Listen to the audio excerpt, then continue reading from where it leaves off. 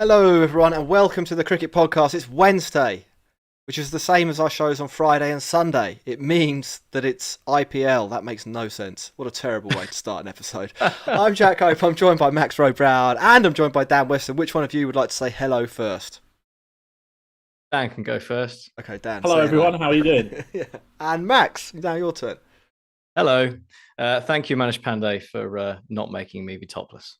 Yes, that was true. I mean, there was, for people who don't know or don't follow us on Twitter, at the Cricket Pod, why the hell not? Max did a bet with everyone that if Manish Pandey brought home today's contest between Delhi and Chennai for the Capitals, he would do the podcast topless. So confident was he, / I, that Manish Pandey would not do that. We've got 3 games on the agenda. We've got Chennai v Delhi. Then we're going to go back in time to yesterday, when Royal Challengers Bangalore crashed and burned against Mumbai, coughing up 200 runs in 16 overs.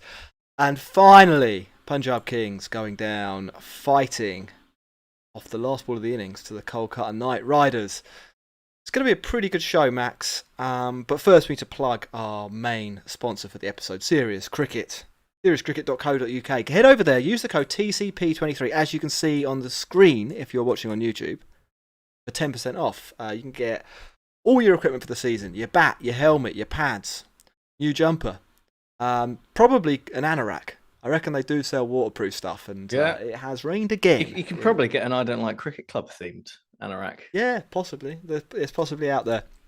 So get involved. Reminder, seriouscricket.co.uk. Use the code TCP23 there. There's a bunch more stuff in the show notes, including our Patreon as well. I'm just going to plug that quickly.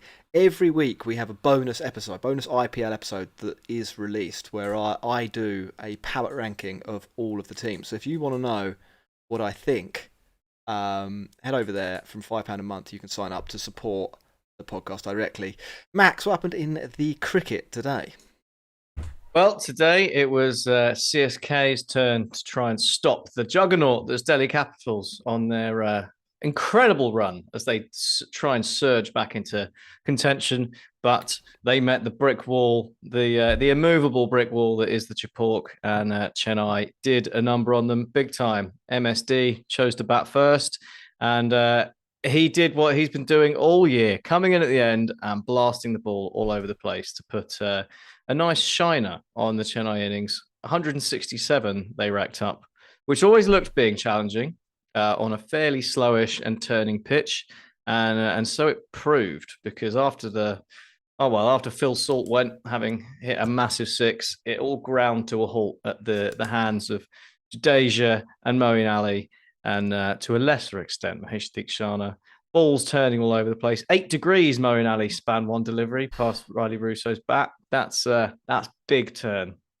And ultimately, Delhi never in the chase. Akshar Patel did a bit at the end, but it was all very comfortable for CSK, and they are looking dead set for the playoffs. Delhi looking just dead. Do you want to know a thing about this game? Please. Pre-match, it had the biggest spread of any game in the IPL. In the bookies were hugely confident that Chennai Super Kings were going to take down Delhi. Really? Delhi had been on a bit of a run, 4 from 5. Were the bookies right, or was that little run a bit of a mirage, in your opinion? I think a bit of both, really. So now that they've got Phil Salt in, as opposed to a domestic keeper who I don't think either of them were anywhere near good enough to. I can't even remember their names.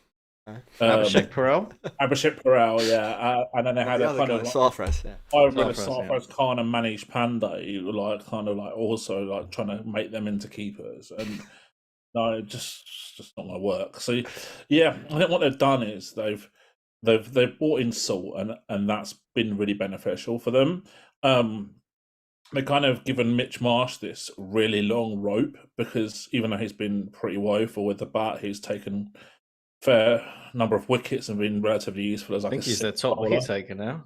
Yeah, so where they've really struggled, I think, is they've got nothing out of Warner. I mean, it was kind of pretty evident to foresee that this would be the case. I mean, his drop off in Test cricket has been pretty extraordinary, and generally a player of his age that will be transferred through one format to another.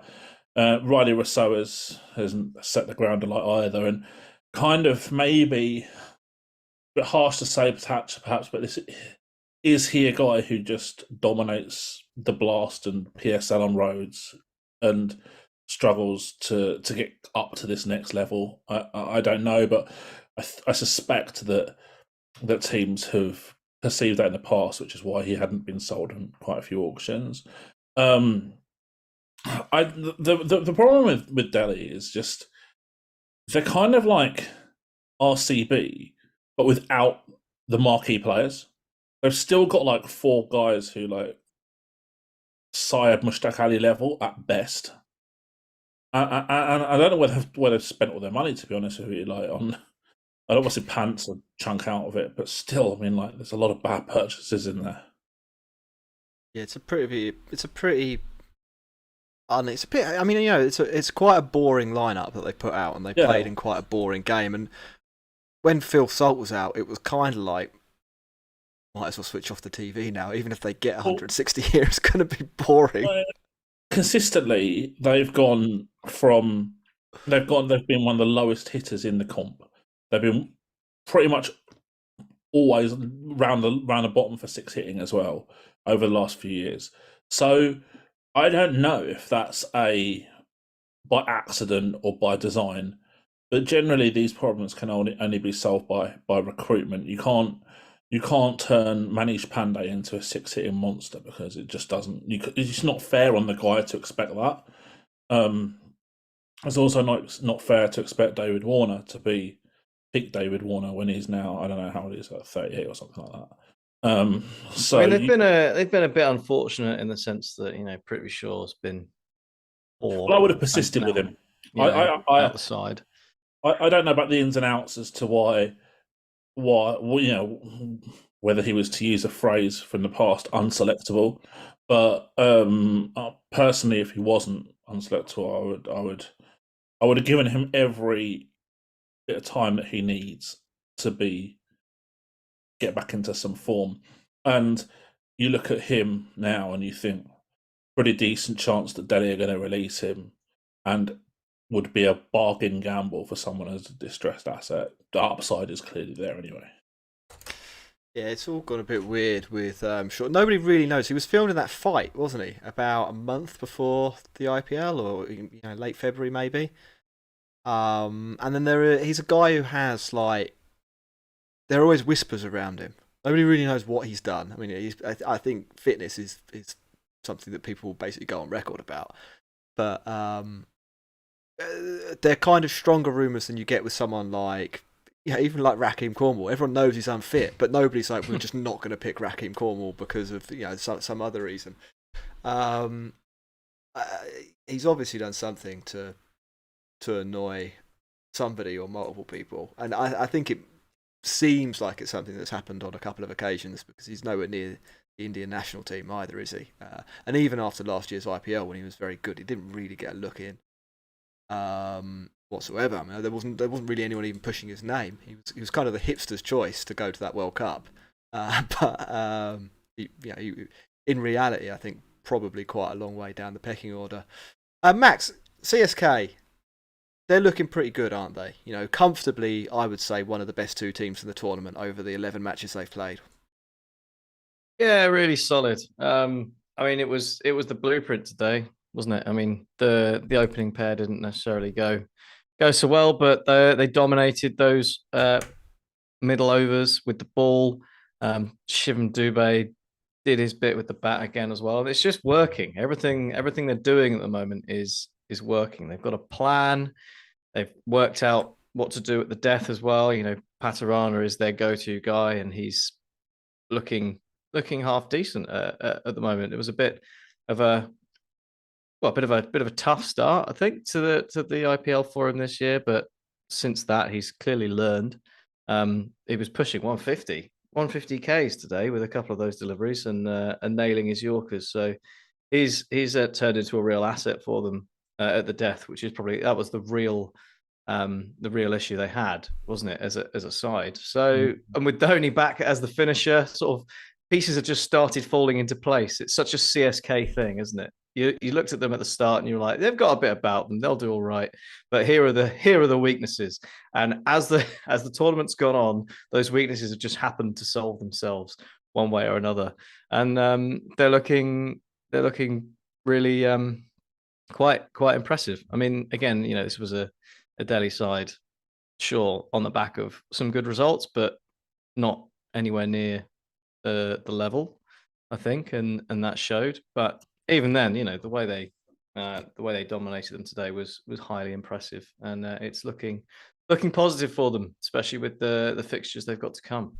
I have a question of Patu Rana. I was looking down at some of the you did a mega thread on the IPL today, and he is a bowler who's obviously performing well. And actually, of guys over the last 3 years to bowl more than 100 balls at the death, he's right at the top in terms of economy rate. Like it has been a really good start to his IPL career. What stuck out to me though was kind of the makeup of the runs he concedes, and that he concedes. He doesn't bowl that many dot balls, but concedes very few boundaries. And I was wondering whether either of you thought that told us anything about the bowler. Is that a bowler who batters are struggling to make good contact with, or is that a bowler who's maybe getting away with a few boundaries here and there because people are whacking it straight to the fielders, or is this something else entirely? Because he had, in the graph that you put together, Dan, he was off in sort of one corner by himself, conceding a lot of non-boundary runs. Mohit Sharma. Exactly. Yeah, those two. Yeah, so for me, I think I think that there's a lot to be said for him as a kind of sight unseen bowler. People are still facing him for the first time. They're still working him out through video and stuff like that. And I think that obviously he's done well a bit last season when he played, but he wouldn't have been such a known quantity as this year. I think the real acid test for him is next season, and to see how he fares next season. But I mean, as a bowler, he's so exciting. A lower release point even than Malinga. It's just completely different to what any batter faces, and yeah, that unique action at up to 150 kph, and it's pretty exciting. So for me, I think that he's quite hard to get away would be kind of my lean right now on that. There's probably an element of phases in there as well, isn't there? When you think about, he's never going to bowl on the power play, so extra few people on the boundary probably as that. And I think Mohit Sharma's sort of fulfilled a similar role, hasn't he, this year? Middle over stuff, so that probably contributes. But yeah, I mean, the release point's got to be something, isn't it? It's a point of difference. You're not used to seeing it. You could maybe they could get the bowling machine legs, saw them off a bit, and practice that a bit. go and put the bowling machine at mid off, about 3 feet off the floor, and practice facing that. It's genuinely probably not a bad idea to just change where people line it up from. I mean, we saw in the game where he bowled to, I think it was Maxwell and Faf du Plessis, like they adjusted to him really quickly. Yeah. And started. Was that his first game though of the tournament? It was his first game of the tournament, but the first ball you could see Maxwell like doing the blink thing, like wow, that did not come from where I thought. And then next ball he was like 6. Would Faf have been there when he was a net bowler 2 years ago? I wonder. Possibly. Yeah. There's possibly a connection there. And obviously Maxwell's a freak, so it's it's getting hit by them's not really anything to be judged by. Most of your performance really what you can do against the other guys, not Glenn Maxwell when he's on one. Is there anything else from this match? I mean, it was in an IPL which has been not short on exciting moments. This was a game which was. And I don't have much more to say about it other than probably goodbye to Delhi now, isn't it? I think that's curtains for them, isn't it? They've got 3 games left. If they win them all, they're still not going to get there. Their net run rate's not good enough. This was bad for their net run rate today as well. So they're gone. Bye bye them. Absolutely dumb. Yeah. Good catch from Lalit Yadav off his own bowling. Probably mentioned that. That was probably one of the few. Oh, it was, yeah. Exciting moments of the day, alongside Dhoni, obviously just Dhoni, yeah, doing his thing. What a guy! Has he got What his a guy? I think the other thing I want to say about Delhi is this: they need to completely overhaul their roster. I mean, I look at this team that they've put out today, and yeah, maybe they've got one or two issues, Pant, Shaw, etc. I mean, I wouldn't pay about 40 crore for this team, let alone probably even less. Let alone, the budget above over double that. I mean, look at it; it's mediocre. There's no Mustafizur in that side, no Nokia today either. I mean, there are a few names. How do you assemble a team like that? And yeah, this is a classic case when they're 25 for 3 off 19 balls. This is what a do or die game, right? This is as must win as it gets, right? They basically died wondering today. I think that's really the story of their season. We actually used that exact phrase talking about Phil Salt in the last game and how he is not a player that ever dies wondering. Like he'll die a lot, but he will never die wondering. The thing is, if you've got eight guys who are willing to die and not die wondering, and 3 of them come off, you're going to win pretty much every game. Yeah, and 6 boundaries in 82 balls between their numbers 4 and number 6. Yeah, it was pretty. It doesn't. If you want a coherent explanation as to why they lost the match and lost it in the manner that they did, this was it. Yeah. Right, we're going to have a little break and then we're going to come back and we're going to talk Royal Challengers Bangalore v Mumbai Indians. You're listening to the Cricket Podcast.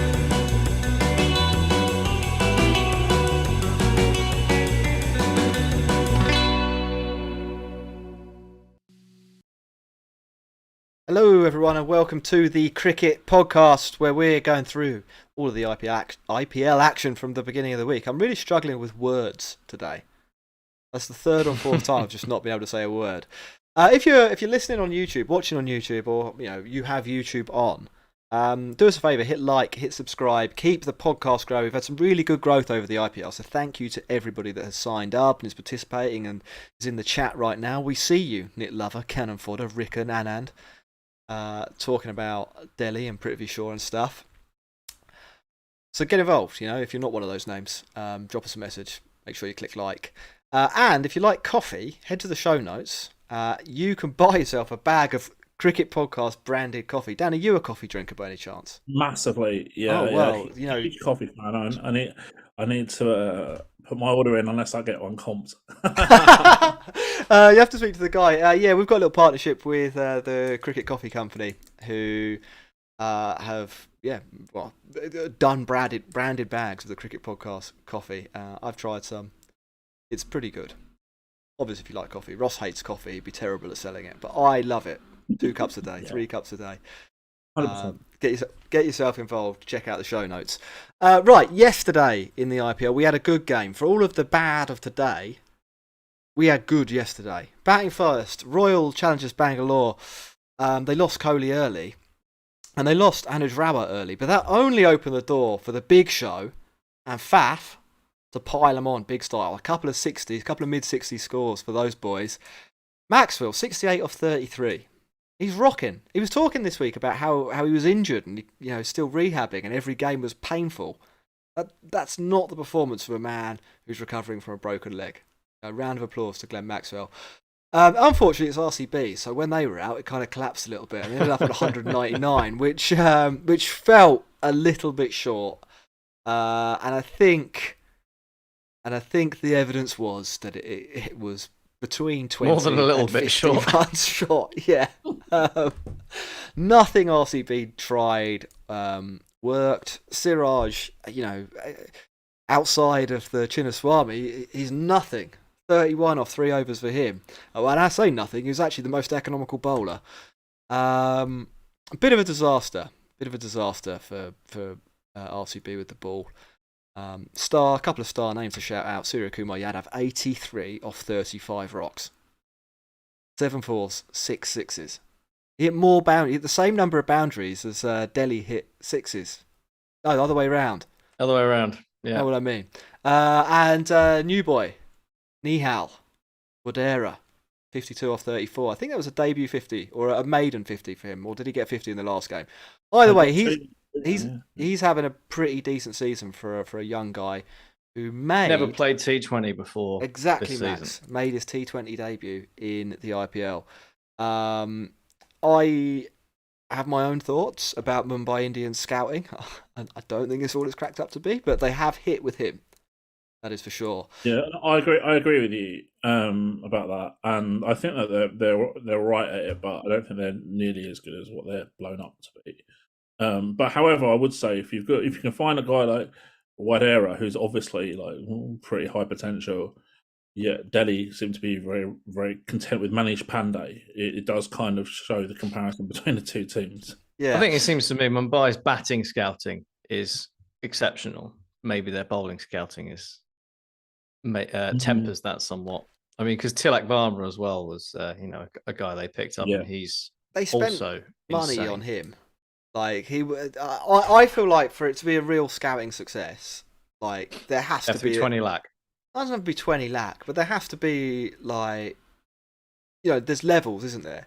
If they just went to an under-19 World Cup and did really well, like Daryl Brevis, that's not good scouting. That's reading the news. They're different things. Anyway, let's talk. Let's give Mumbai some credit. We don't need to get too off base here. They've won 3 of the last 5. This was a crucial game for them to claw back one of the teams they were fighting with and propel themselves up the table into the playoffs. 6 wins, 5 losses. Iffy net run rate, but they're in a position where with 3 games to go, don't really need to worry about net run rate, do they, Dan? It's 2 wins and you're through, basically, from their point of view. Yeah. So they've somehow hauled themselves into this position, and I was speaking to someone about this earlier. They are really the ultimate in high variance team. Their batting could hit or chase anything. Their bowling could concede anything, and what I think that other teams have really struggled with, and Jack, I think you mentioned that RCB were 20 to 50 runs short here, and obviously there's an element of humour in that, and I think it's pretty true. Bath said after I'd say 20, 20 short. And what I think, we'll get onto the RCB innings maybe in a bit because I've got some thoughts on that too. But what I think teams are quite guilty of doing is they don't realise that against Mumbai, whatever par is par plus 20 or par plus 30. Because you have to add those runs on because their bowling is so poor and their batting is so good. So you have to, I don't know, if I don't know, let's say RCB are playing Lucknow or something like that, and you might say like 190 is par. It might be that par's been 220 against Delhi. You have to go for it because there's no point in not hitting a big score because you've got limited chances of defending against basically. Also, you should have the conviction that you can hit that score. Well, you should be able to go in against their bowlers. You definitely should be able to. Yeah. No, absolutely. Yeah, I think that's the. Well, it's obviously the area that RCB let themselves down in this match. But just to hammer it home, in this match, Mumbai chased this 200 in 16. They've got 3.5 overs extra to chase this down. Yeah, 6 wickets. Mad, isn't it? Rohit Sharma did nothing to help them and hasn't done anything for 3 matches. Like he's in like a mini slump at the moment, contributing nothing. Tim David basically didn't bat. Got Golden Duck eventually, but didn't bat. Cameron Green didn't even really need him. They've done it with 3 men. Mm. 3 of their players have caused all this damage. 2 of them striking at 200 or more. The thing with Mumbai as well, I mean, of all their wins, all but 1 have been chasing. Someone tweeted us that's- about this, and I think this is That highlights their batting strength, doesn't it? You know, if And it you're also playing highlights- against a side like that, you want them to be posting the score. And it also highlights the fact that other teams are not going for it enough against their bowling. Yeah. Yeah. I think that you'd back yourself to chase any score against those bowlers. You look at like the classic chasing bias in T20 cricket, which is already there because of not knowing how to post a score. It's just only amplified in these situations, and teams need to get a hold on it. They're a really fun team to watch, though. I mean, like I joke about them being the evil empire, and I do think there's like some funny things about them as a franchise and the way they run and their owners. Being as rich as they are is kind of like weird, way. But they are, as objectively speaking, like it is fun as shit to watch Surya Kumar. Box office stuff. It really is. Like Some of the shots he plays as well. It's a different game. Yeah. There's a back and forth, isn't there, among 3 or 4 players about the best T20 player in the world. I think the best to watch is probably Skye when he's going. He just hits the ball everywhere, and he's not like one of those guys who can hit boundaries around the ground. He can hit sixes around the ground. Like he'll hit, literally, he'll hit a 6 over third man, fine leg, and then long on. They'll be the first 3 sixes he hits, and then he'll hit one over extra cover, and then he'll like flick one over square leg. He's preposterously talented. It's a super special player. Do you remember when he got like 4 ducks in a row, and everyone was writing golden ducks, saying he couldn't do it? Yeah, he's finished. It's madness. I mean, like, I can't even believe there's like a debate about him playing for India at the World Cup as well. There's got to be a place. It's the single quickest transition from new kid on the block at the age of 29 to needs to retire is past it I've ever seen. I'm glad he's back. I'm really pleased he's back. Dan, I think you wanted to say something about RCB's innings. They finished 199 4-6. There are good performances in it, but it's a bit meh overall, isn't it? Well, it is. It is because the impetus of the innings completely went once Maxwell and Faf were out. Again. Yes. I mean, we talk about certain players doing the heavy lifting. I mean, they must be almost a broken back right now. DK struggled to get going to start with, and ended up with 30 off 18, which kind of looks good, but kind of caught up a little bit. I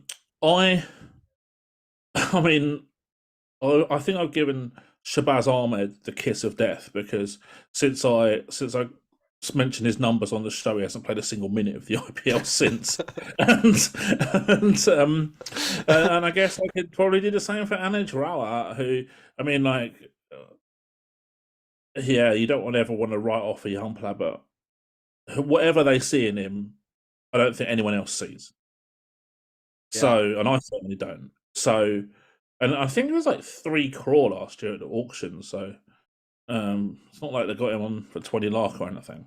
And also the weirdest impact sub, I think, of the tournament so far.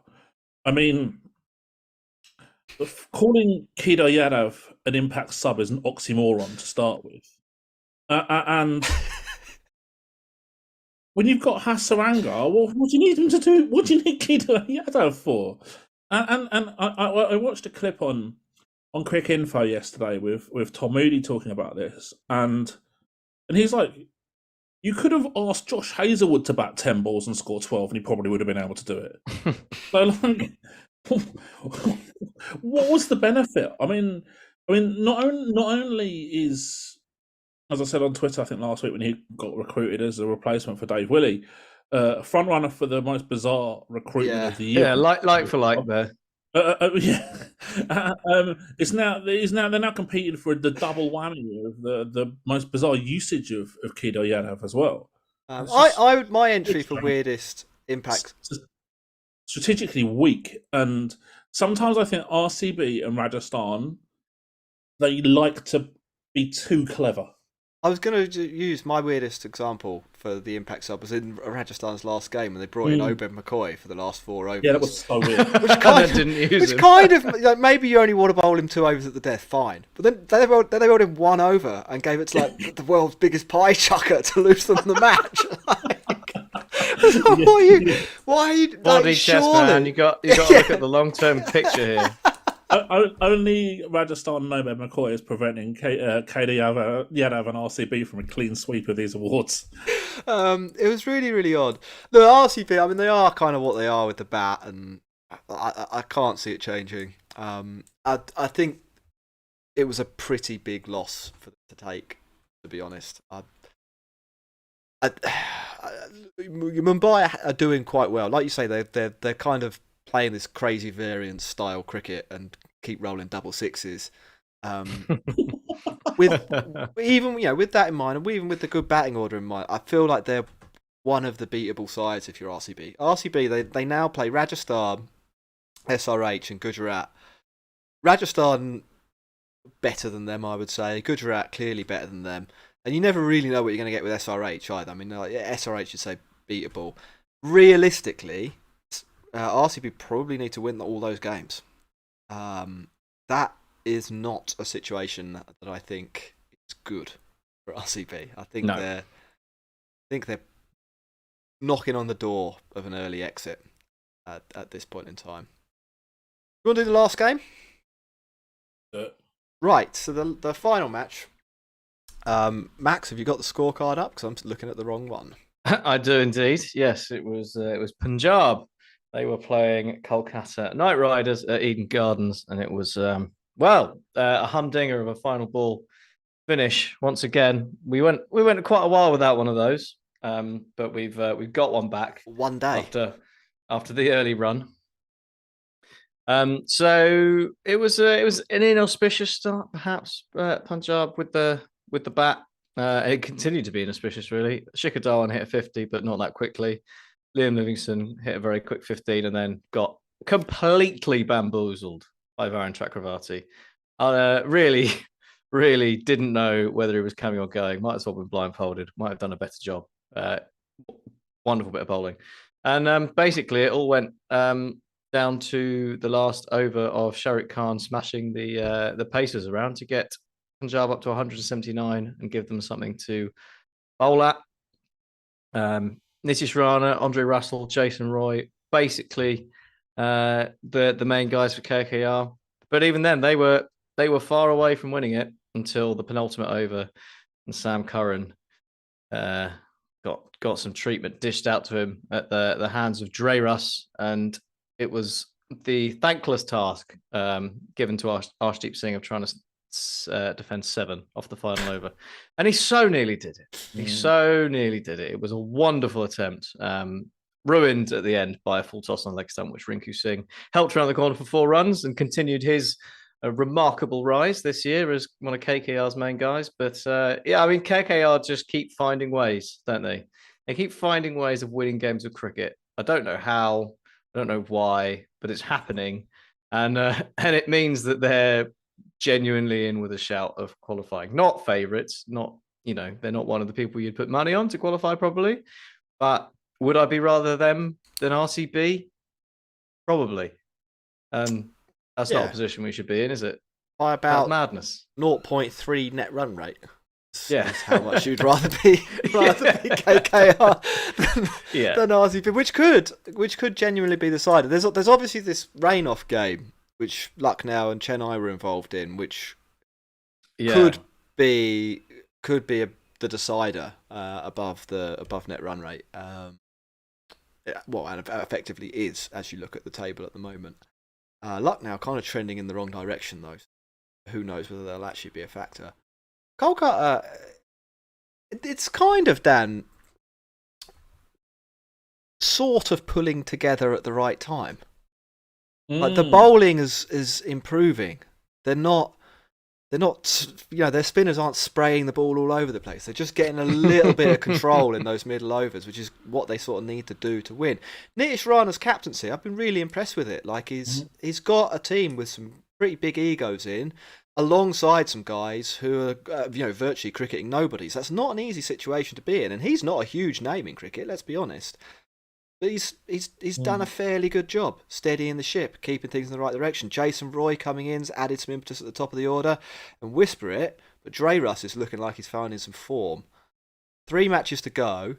How much stock are you buying in Kolkata Knight Riders? I wouldn't say that I was investing too much or would want to invest too much.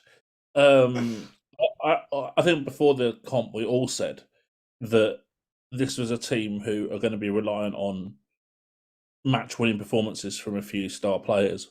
I think what we didn't maybe factor in was that Rinku Singh would be one of those star players. But I mean, I did actually write in my Substack that before the tournament that this is a guy who's got a high intent, good boundary numbers, someone who could upskill in that kind of finisher role. So Pretty sure I had Rinku Singh as my breakout star for KKR in the preview. Just gonna throw that one in there. Did you? Well done. So I mean, like, I think kind of like by luck than judgment, they've hit upon this kind of winning formula with their sort of top 6-ish. They've binned off Jagadish and they've binned off Lytton Das and people like that. Probably the guys who were never really going to be up to scratch for them. And now they've kind of got a formula that works. The usage of the Lord as a thanks for coming lucky mascot almost is really weird. It's inspired. Yeah, doesn't seem to stop them from winning games. He came out to bat, didn't face any balls, didn't bowl at all. And that's what I want to talk about actually, because I am strong on the fact that he should have faced last ball. Not the fact that obviously the rule, faced the last ball. But Russell was the striker who was out, and the rules should be adapted. That if you're the striker and you're out from like bowled, caught, whatever, run out, you should be the same. Yeah. So Russell should have been out, and the Lord should have been facing the last ball as the only difference to the result would be that they'd have won with a 6 off the last ball rather than a 4. Though you know that. So I'm pretty strong on that. I think it's just a bit of sort of consistency and something that the rule makers have forgotten a little bit, really, I think, there. But yeah, I mean, what they've done well in this match in particular was that they realised really quickly that the pace was just disaster on this pitch. And they've all still haven't learned. 13 overs of spin, but 5 wickets and went for 88. You know, like what's that? Not even 7 and over. Yeah.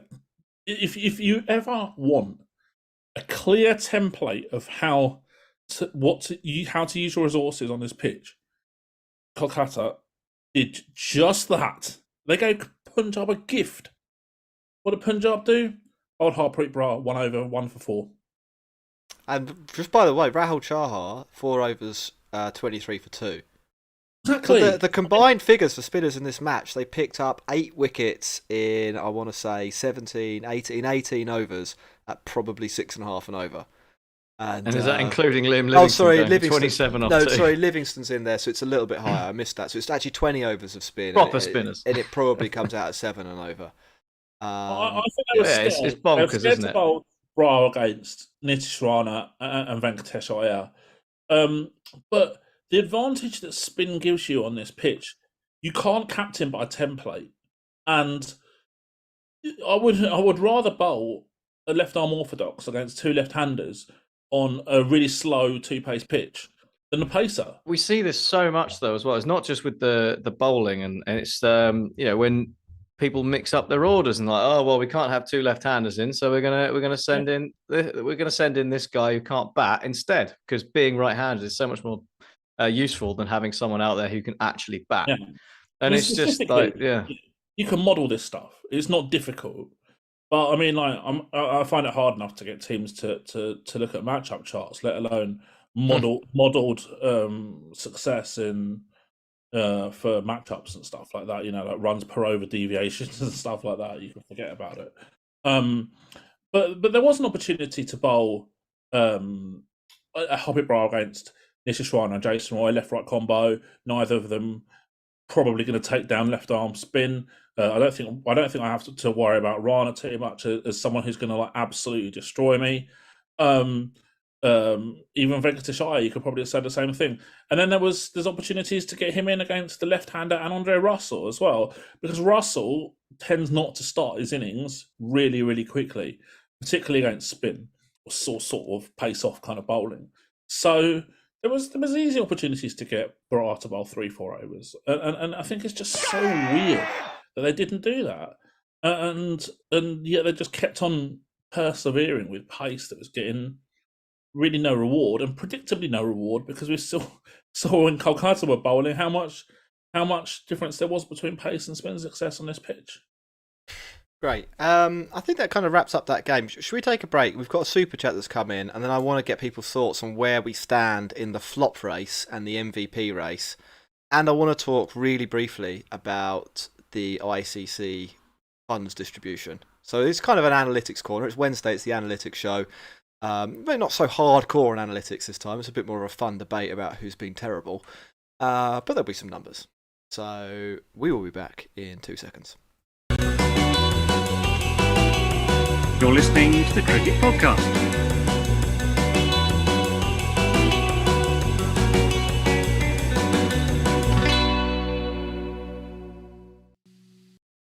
Welcome back, everyone, to part 3 of this Wednesday's.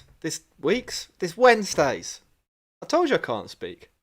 That's three intros. The beginning of the show. Free Guinnesses yesterday. Yeah, it was. Yeah, I had some free Guinness at a gig, and The free ginsters. no, not Guinness. Also good. Yeah, no food. We've got, as I said, 3 little things that we want to talk about. First of all, we'll do the super chat that came in from Anime Fan, and then we're going to do a little bit on the flop of the year, MVP of the year, and cash. Stone cold cash given out by the ICC. So Anime Fan says, if you were CSK, would you drop Tusha for Hangagaka? What are your thoughts on Tikshana, and what would you do next auction with this CSK squad? Well, Max, you are the CSK fan, so if you were, you don't have general managers, but let's say you are one, what are you going to do? Yeah, that's multiple questions. I'm surprised that Hangageka didn't get more of a run. He looked pretty interesting in the first few games.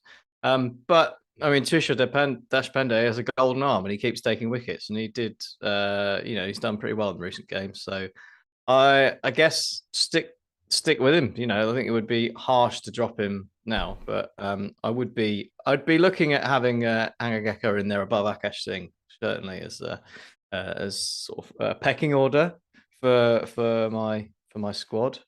But there you go. Tikshana's not really been himself this year. His fielding has been abject, but he's quality. Just few bad games doesn't make him a bad player. He's a nightmare to face. Really useful in power play bowling with spin. So I'm not concerned there. Maybe you could get Mitch Santner in if you wanted to give him a break, give him a rest, and somebody who can catch, and somebody who can bat a bit better. But I don't think you need to. Things are going well. Why would you worry about it?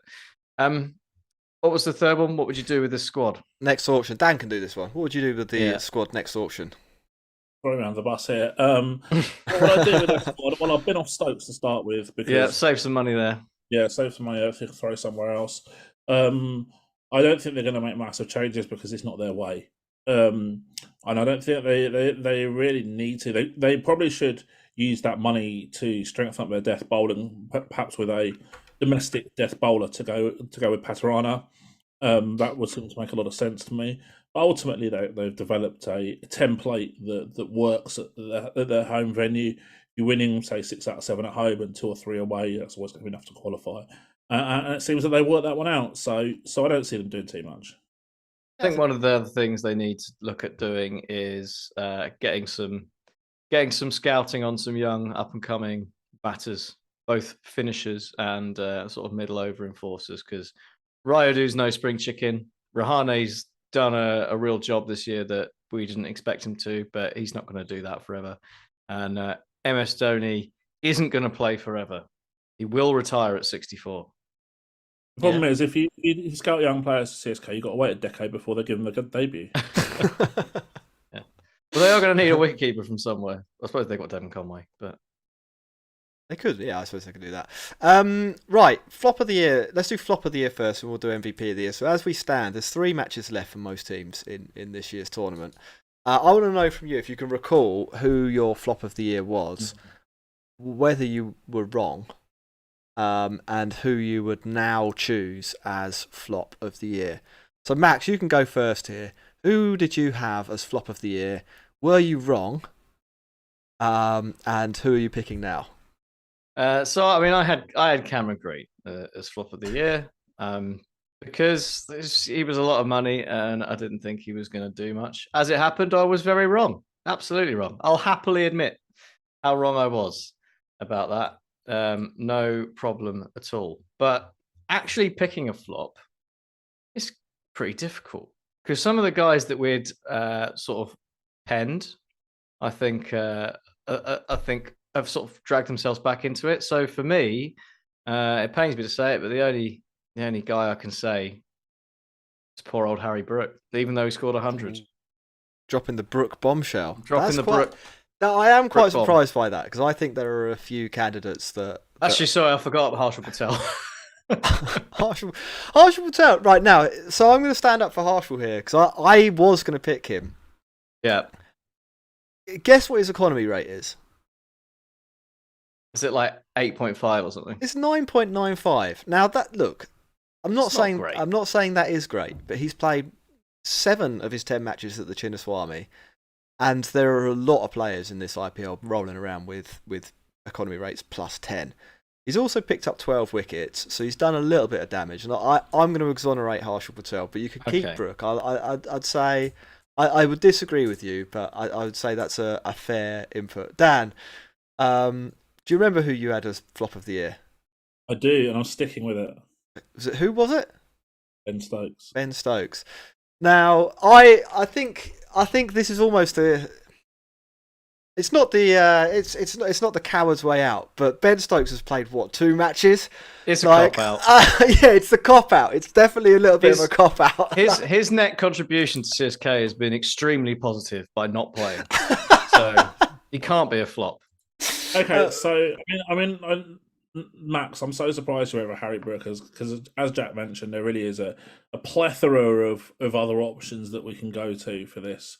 I didn't want to steal your fun. You know how like FIFA, I don't know if you guys play Ultimate Team, but they have like Team of the Season, but they also have like honourable mentions as well. Right. And here's some honourable mentions if you like. Batting, Rohit Sharma averaging 17 at a strike rate of 125, and a non-boundary strike rate that Chris Gale would be proud of. Can you just say that again? I thought he was doing okay. What was his stats? 17 average, strike rate 125. Not great, is it? No. David Warner, his average is all right, 30, striking at 120. As a marquee captain overseas player, you need far more than that. Kale Rahul, proving again that strike rates don't matter. 13%. He can't be a flop because that's just entirely within the bell curve. That's exactly what we expect from Kale Rahul. Yeah, that's the thing. Yeah. And I guess you could say that about Manish Pandey, who has the lowest boundary percentage of any batter who's faced over 100 balls or more. And again, isn't that bell curve as you say, Max? Bowling wise, I think that there's a level that you can throw at. Certainly not for him being self-promoting himself or anything like that, but the amount of hype this guy got on social media is incredible. And I actually thought he'd take a bucket load of wickets, but I thought he'd get a load of them caught on the boundary and buy them. And that is Umran Malik. I mean, for a guy who just basically pretty much bowls the majority of overs in the middle overs, if you're looking at roster construction, that's really difficult to fit a player like that in your team. It's complete luxury. And he's the second highest boundary percent conceded out of any pacer bowling 100 balls or more. Riley Meredith is the man who takes that dubious honour.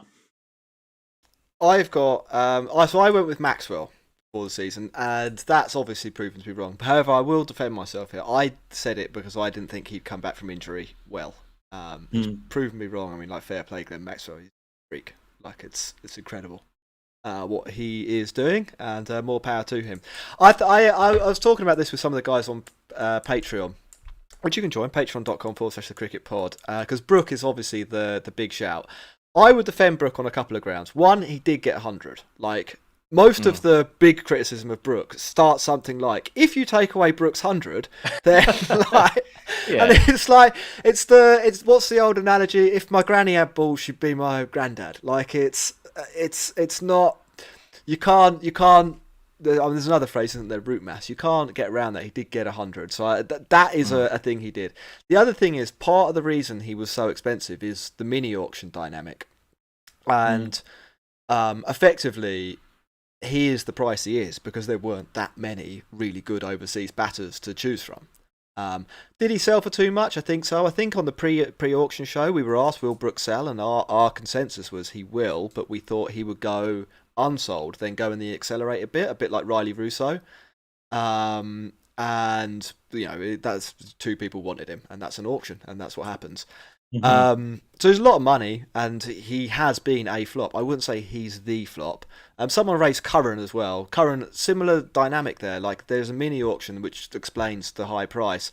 Yeah, he's not bowling well, but he's got some runs, and it kind of nets out. Plus, he's playing in a team that seem to concede 200 runs in every game at the moment for whatever reason. So it's quite a high run environment he's playing in. I have two players. Prithvi Shaw we've talked about. Absolute bomb. I mean, he literally hasn't showed up. And Deepak Hooda as another shout. A guy averaging 7 with a strike rate of 90. Now, Hooda's a little bit, you know, some people might say, what were we supposed to expect from Hooda? Hooda's played more international T20 cricket than Harry Brook, so there's some degree of pedigree there. Also, they're paying him 6 crore. He's not like a cheap player. His bomb site of the season is a big reason that Lucknow are kind of looking a little bit average. In his defence, played on some bad wickets, but I can't see past Deepak Hooda as my bomb of the season at this point in time. Should we do MVP quickly? Dan, you can go first on this one. Do you remember who you picked and whether they are the MVP? I think I've got no. I Yeah, think you might have I gone Butler. picked Yeah. Josh Butler. Which he hasn't been MVP material, but he's fine. Had a decent season. Yeah, I think batting wise, you probably look at the renaissance of Skye as a major factor towards Mumbai's picking up results. And you could probably look at some random names really as bowlers, guys like even players like recently like Mohit Sharma or even Mohammad Shami or someone like that. It's like guys who have sort of just really outperformed their expectations. Patarana has done really well. Ellis at the death. Couple of sort of younger overseas players, Josh Little, Alzari Joseph, also done fine too. So I mean, but there's not really that much to stand out with. But yeah, I'm gonna probably go with Skye because I don't think there's anyone more exciting in T20 cricket right now, batting wise. And like I say, he's pretty much pulling Mumbai along single handedly right now. Maximus, who are you going to pick? Yeah, it's a tough one, this, because there's a lot of people good players in the IPL doing pretty well at a thing. You know, normally you've got someone because there's not someone who's streets ahead with the bat, or you know, one player who's streets ahead with the ball, and the all rounders haven't really cut it this year. Perhaps because of the impact player, all rounders are less of a important commodity. Who knows? I can't remember who I went for. I think I might have gone Sam Curran, but just because I'm a Surrey fan. So obviously, I think that is exactly what you said. Actually, yeah. I don't think that's borne out, sadly. But I think I'd like to give an honourable mention to Akshar Patel for being a shining light in a pile of shit.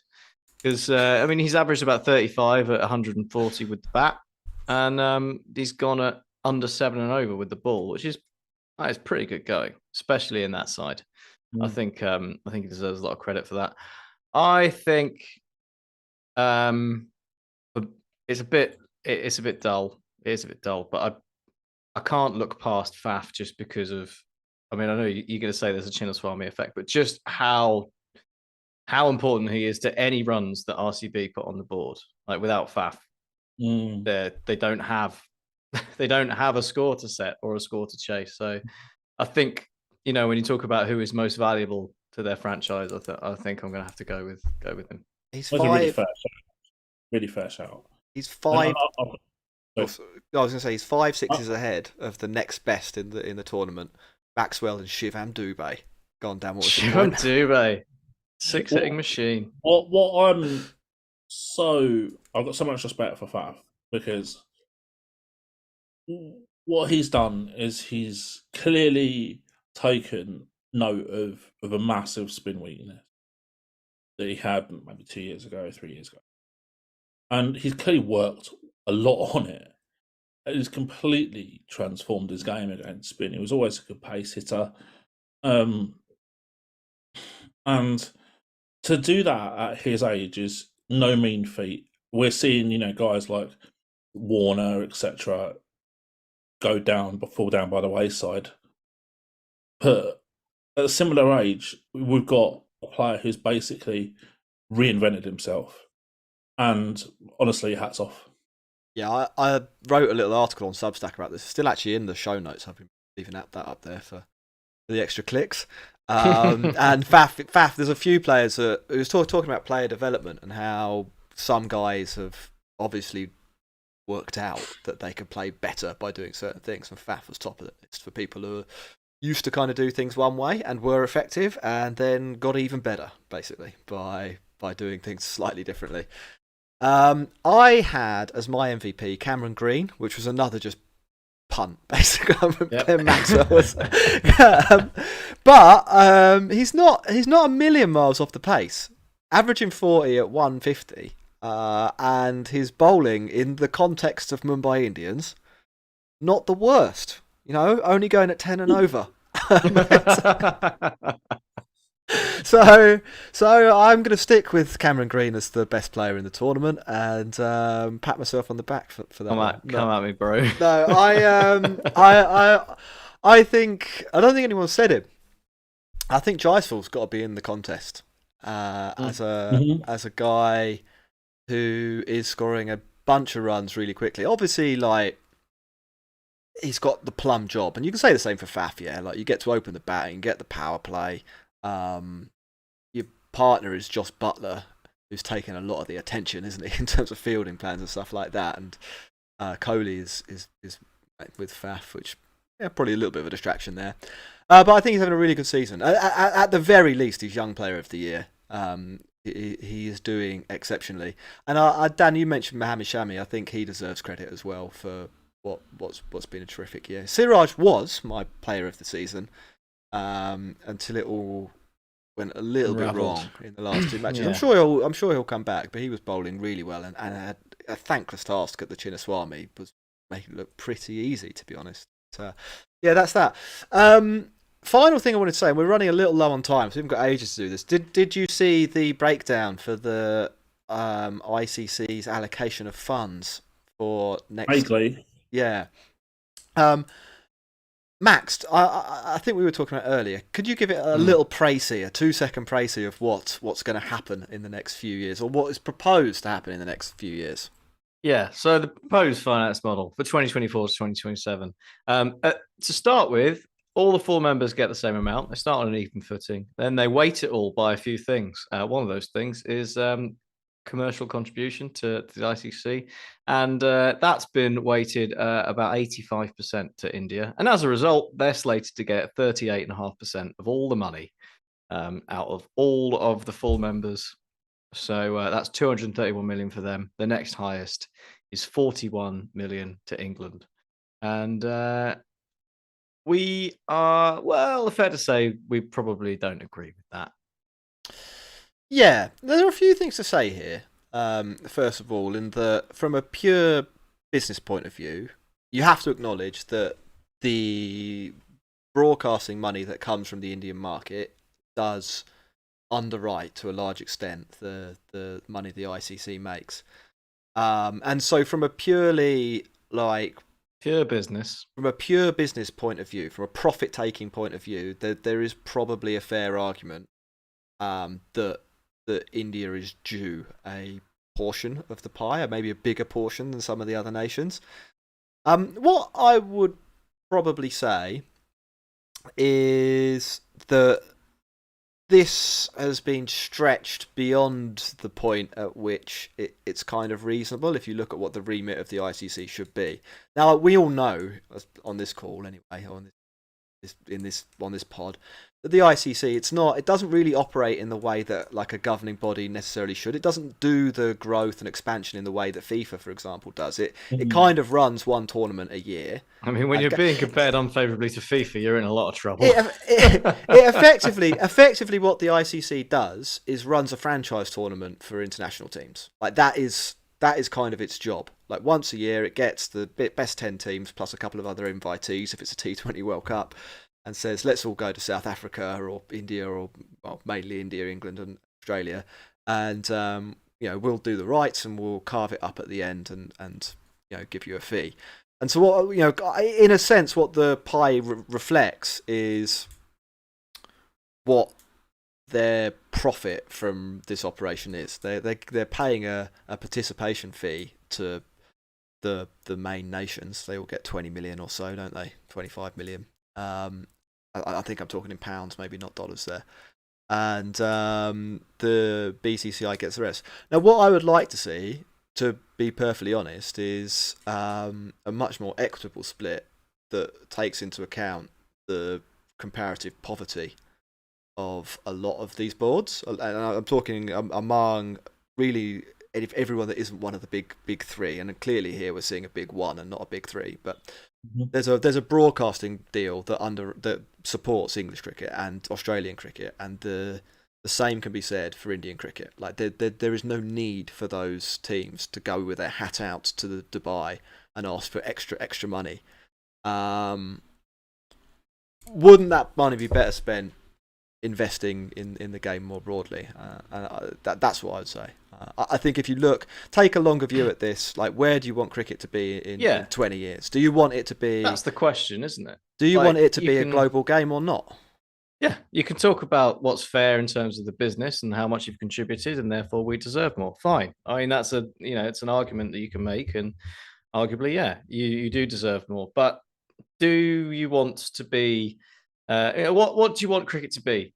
Do you want to get all of the money and then be the only country playing cricket, maybe with England and Australia? I mean, still be rich? Fun? Still be is that rich? What we want? Yeah, you'll be rich, but also, well, will you? Because what's the point of cricket at that point in 10 years if the West Indies can't afford to support a Test match team, if South Africa can't afford to support a Test match team, then then you're left with a pretty uninspiring product, and then it becomes less inviting. And some of the great series have been involving those teams. I mean, it's very boring to go, oh, remember when West Indies were so good in the 80s, because it's people do it all the time. But like they were some of the best cricketers of a generation, and if you just take a really protectionist view of it and go, well, we contributed, so we should get more money, it's just bad for cricket in general. And cricket's expensive to host. Some countries run Test series at a loss. They need support, and why shouldn't they be given that? That is the job of a governing body, is it not, to support the game globally? I mean, I go beyond that. I think the amount that some of these nations are getting, bearing in mind basically what you're being paid for is to turn up at an ICC event and maybe another one for the women every year. The amount you're getting, probably a large chunk of that effectively goes on just turning up to the event, just making sure you've got players and staff and logistics in place. It leaves you really not that much for actually any investment in the game. And that's what, as you say, Max, like there's no broadcasting power. The West Indies have. They can't get a contract, a better. Who are they going to sell their cricket to? They don't really have a market. And what this kind of is the richest board, and it's like probably should be pointed out that when other nations had a more prominent role in this, there's not like a long history of benevolent leadership in cricket. Put it that way. Like it's not the same arguments could be made. Yeah, the same arguments could be made. And they could be made a few years ago, but this is just so much more flagrant. But it's you kind of, and I don't really expect anything to happen differently because of this conversation either. But it should be raised that these are choices. These aren't. India isn't going to go bust because they take 150 million instead of 225 million. You could take 75 million from India, and you could give £500,000 a year to 150 associate nations, and plant 1,000 seeds. You could pay for Brazilian cricket to become something with that. Like there's waves of immigration across the world at the moment as wars disrupt things. Have you heard, like in Germany, for example, there's 10 times as many clubs as 3 years ago because of the number of Afghan refugees? You could support that. But now there's a decision has been made here to effectively profit take and not invest in that. And I think that's a little bit of a missed opportunity. Dan, I don't know, I think we've sort of been talking and you've been listening. Do you have any thoughts on it? Yeah, I do. I mean, kind of broadly on the same sort of lines. You're basically making the richest board even richer, and they're going more dominant because of that as well. What I prefer is a very similar model to Premier League football, where I believe that every team gets the same amount of TV income, but where the jeopardy comes is in prize money allocation. Now we've seen it's not the first time I've talked about this. In cricket, there's not a great deal of financial incentive to do well in terms of winning tournaments or franchise leagues or whatever it may be.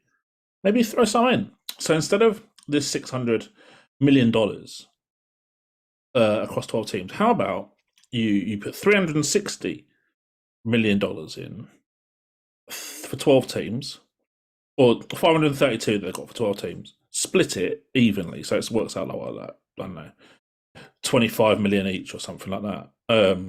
No, a bit more than that. Sorry. But whatever it is, 40 million or whatever it is, and then immediately you're dragging up everyone who isn't England or India, because England got 41 million and India got 231, and then you throw the remaining percentage of the $600 million on performance in knockout tournaments or World Test Championship or structure it in numerous ways. Because India ultimately have not got a great record in knockout white ball tournaments over the last 10 years or so. So they should earn it. I'm saying yeah, absolutely. And it rewards success and it punishes failure. And so, for example, like a New Zealand getting to a World Cup final, they would get a considerable uplift on this, but they deserve it because they got to the World Cup final. If Afghanistan continue their progress and they got to the last four of a T20 World Cup because they've got an absolute gun bowling lineup, then they deserve however much the prize money is, 20 million, 30 million, whatever it might be, for getting to the semi-finals of a World Cup. So I want it to be much more performance-based and there to be more jeopardy in it. And I think ultimately that's going to lead to more accountability, which can only be a good thing. Right, I think that's a good place to wrap up. We've done a little extra long show. We had quite a lot to get through. So that's good, I guess, if you're listening. It's stuff for free. Yeah, so cheerio. I don't have a big sign-off. Patreon.com/cricketpod. Bye.